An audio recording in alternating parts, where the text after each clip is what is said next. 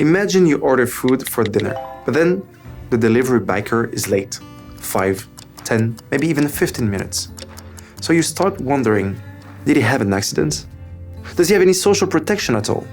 Any social rights? In this third episode of What's Left, we will explore how the European Union is finally willing to deliver on its social promises.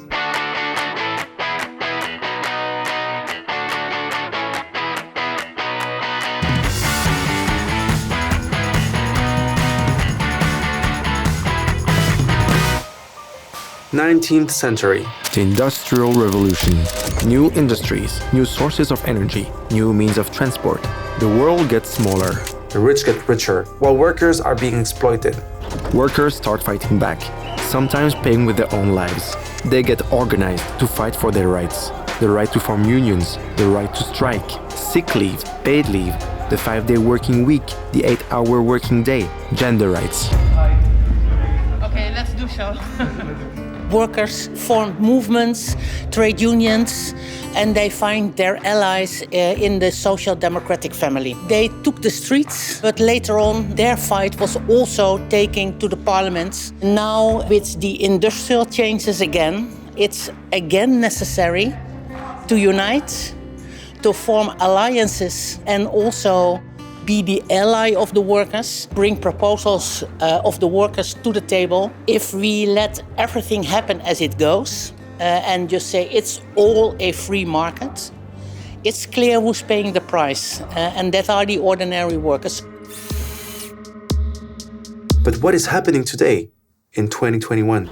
Today, we are once again living in revolutionary times, turning our society, our economy, and our culture upside down. The social fights of today are very different than the ones that were led in the past centuries. Today we live in a much more digital world, and we have to deal with climate change.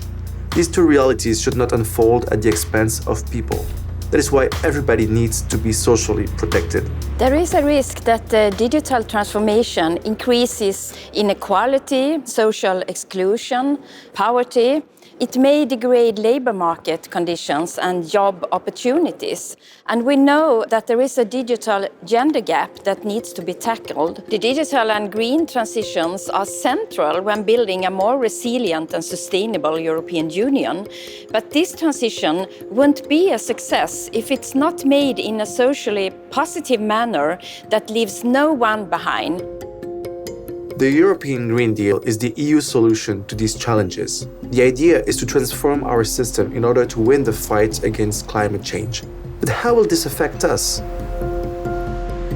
We have about a decade, that's what scientists tell us, to change dramatically, or our planet will not be capable to cope with the rhythm in which we are consuming the resources. So the way we are using fresh water, the way we are fishing, the way we are eating, and obviously the way we are using fossil fuels to basically sustain almost all of our way of living. So that has to change. That is why we want not just to use more renewable energy, but to consume less energy, to change the way we transport goods or people around the world. At the same time, we understand fully that it's not just about going into this direction of greening, of decarbonization, but it's also taking in account the consequences on people's lives, on workers' lives, on their jobs. We need to put a red heart, a social dimension into the Green Deal with concrete policies, training people so that they can get the new jobs, the new opportunities that will come. The social ecological crisis is already happening.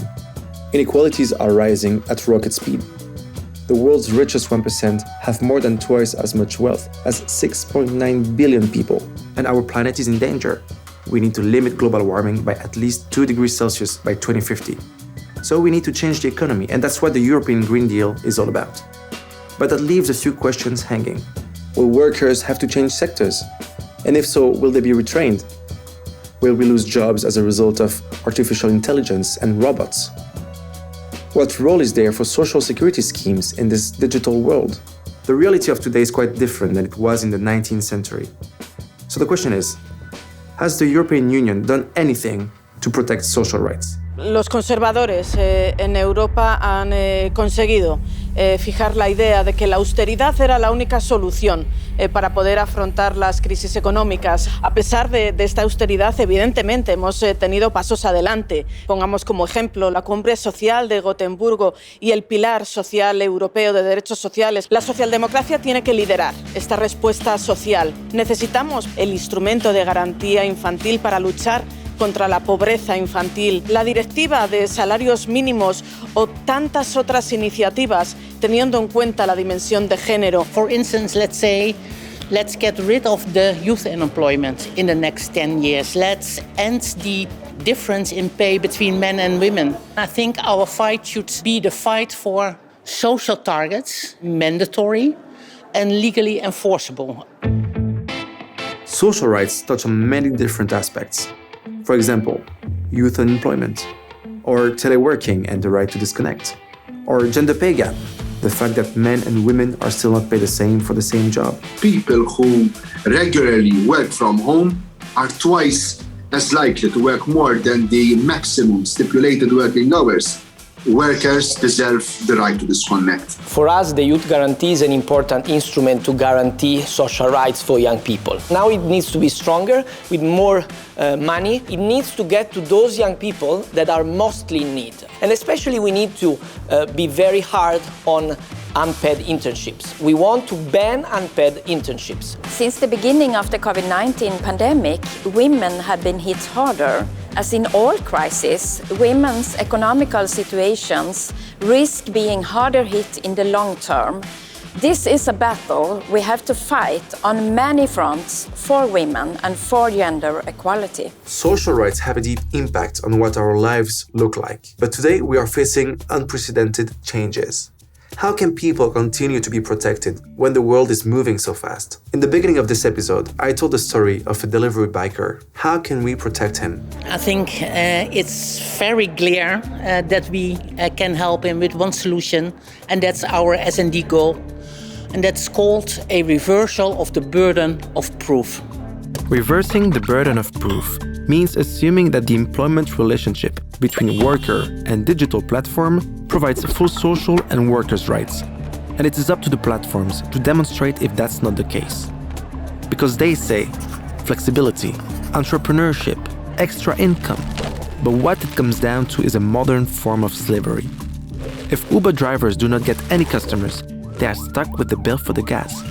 If Deliveroo bikers have an accident, they will be without sick pay. Some of the richest companies on this planet outsource their business risk onto the workers and onto the taxpayers. To change the game of the gig economy, all platform workers must be considered as employees. You have this huge transition towards decarbonization, towards a green society, but at the same time to a digital society. We want a fair recovery. That means that those that are polluting have to pay for this recovery. Those that are the big companies that have avoided to pay taxes in the past because they use the loopholes in this and that country, they will have to pay also for this recovery. And if we get those resources and we direct them towards this transition and towards the low-income families, the low-income households, then we are also creating a fairer society. La cumbre de Oporto se va a celebrar bajo presidencia portuguesa, liderando la idea de la Europa social y con nuestro comisario Nicholas Schmit, que ha puesto un gran empeño y una gran responsabilidad en la labor que tenemos por delante. Esta cumbre tiene que salir una hoja de ruta de la Europa en la que tenemos que avanzar con instrumentos políticos y con una clara agenda para que el Parlamento Europeo pueda seguir impulsando nuestras prioridades. The Porto Social Summit on the 7th of May 2021 will provide an opportunity for heads of state, NGOs, unions and civil society to put social rights back on top of the EU's agenda.